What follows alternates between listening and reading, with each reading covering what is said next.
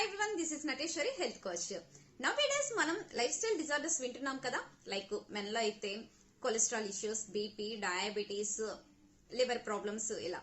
అదే ఉమెన్ లో అయితే PCOD, infertility, hormonal imbalance, thyroid ఇలాంటివి ఎక్కువగా వింటున్నాం.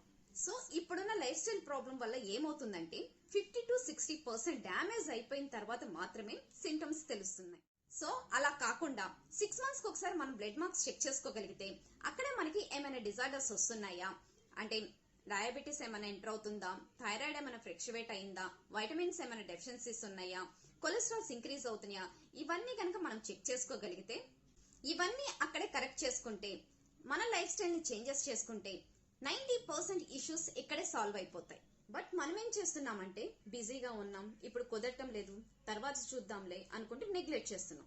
ఇలా నెగ్లెక్ట్ చేయడం వల్ల ఏమవుతుందంటే 60 to 70% డ్యామేజ్ అయిపోయిన తర్వాతనే మనం డిసీజ్ లోకి ఎంటర్ అయిపోతున్నాం.